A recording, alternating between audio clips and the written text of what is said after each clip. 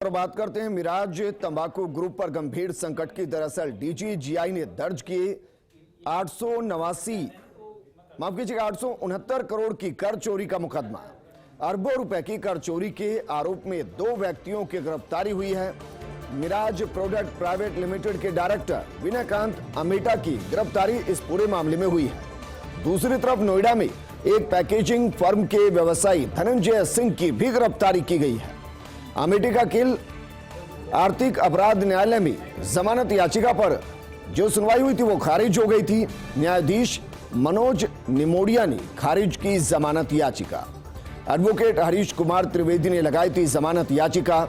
विभाग की तरफ से एडवोकेट बीएल ताखर ने पैरवी की और कहा कि गंभीर कर चोरी के आरोप हैं आरोपी पर। कोर्ट ने भी माना बड़े लेवल पर हो रहा आर्थिक अपराध। अब मिराज ग्रुप से जुड़े कुछ और बड़े लोगों की गिरफ्तारी की आशंका है।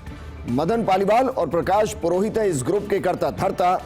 डीजीजीआई ने 1.5 साल के अनुसंधान के बाद यह मुकदमा बनाया है।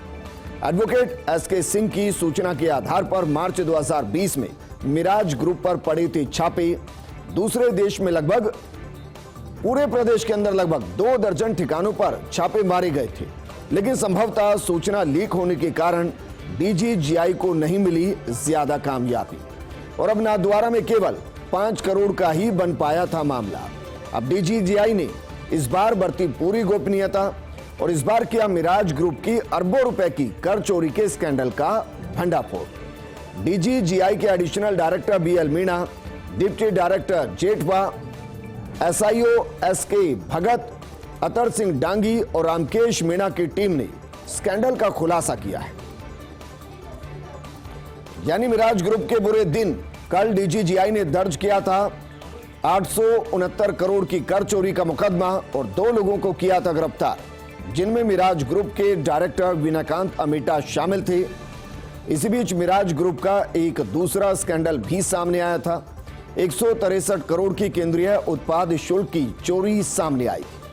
केंद्रीय कर सेवा कर विभाग ने न्यायालय में दर्ज करवाया था मुकदमा। 10 मार्च 2021 को दर्ज हुआ था मुकदमा। अपर मुख्य न्यायिक मजिस्ट्रेट जोधपुर में दर्ज हुआ था मुकदमा।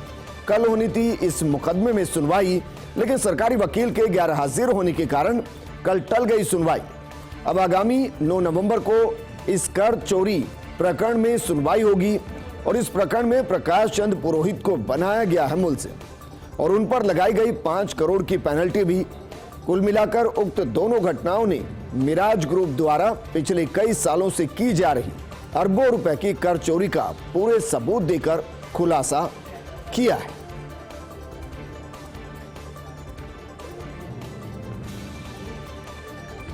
तो मिराज ग्रुप पर 869 करोड़ और 163 करोड़ की कर चोरी से जुड़ा प्रकरण है।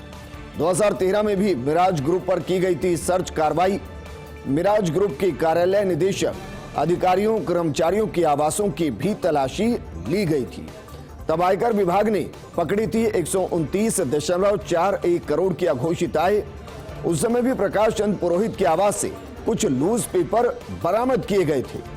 प्रकाश चंद पुरोहित ने भी किया था लूज पेपर मिलना स्वीकार। पुरोहित ने पूछताछ में दी थी ग्रुप की बिक्री और टर्नओवर को लेकर जानकारी। इसके बाद आयकर विभाग ने कई बार की थी प्रकाश चंद से पूछताछ के बाद आयकर विभाग ने प्रकाश चंद को माना था दोषी। आयकर अधिकारियों ने प्रकाश चंद को जांच में गुमराह करने का दोषी माना था और उक्त प्रकरण में प्रकाश चंद पर लगाई गई थी 5 करोड़ की पेनल्टी भी। जांच में मिराज ग्रुप द्वारा मशीनों से तंबाकू का उत्पादन करना पाया गया था और इस स्कैंडल में 163 करोड़ की केंद्रीय उत्पाद शुल्क की कर चोरी सामने आई थी। केंद्रीय सेवा कर विभाग ने 10 मार्च 2021 को न्यायालय में मुकदमा दर्ज करवाया था। अपर मुख्य न्यायिक मजिस्ट्रेट जोधपुर में मुकदमा दर्ज हुआ था, लेकिन सरकारी वकील के गैर हाजिर होने के कारण 25 अक्टूबर को सुनवाई टल गई। अब आगामी 9 नवंबर को इस कर चोरी प्रकरण में सुनवाई होगी। अब कुल मिलाकर मिराज ग्रुप 1032 करोड़ रुपए की कर चोरी करने का प्रथम दृष्टता अपराधी है। वहीं मिराज ग्रुप की धार्मिक उदारता का अर्ध सत्य है। मिराज ग्रुप नाथद्वारा में बना रहा 351 फीट की भगवान शिव की प्रतिमा। लगभग 300 करोड़ की राशि खर्च हो रही प्रतिमा पर। अब जीएसटी वालों ने मिराज ग्रुप की पकड़ी 1032 करोड़ की कर चोरी।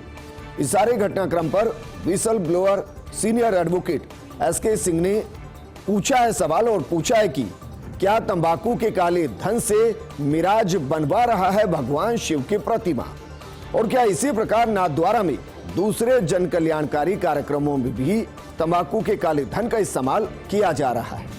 मिराज ग्रुप की अरबों रुपए की इस कर चोरी की खबर से उदयपुर और नाथद्वारा के श्रद्धालुओं में नाराजगी है।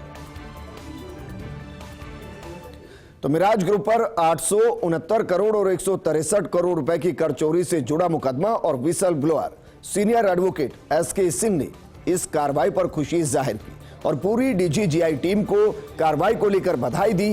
कहा कि डीजीजीआई की कार्रवाई का स्वागत करता हूं। 2 व्यक्तियों को गिरफ्तार करने की खबर मिली है।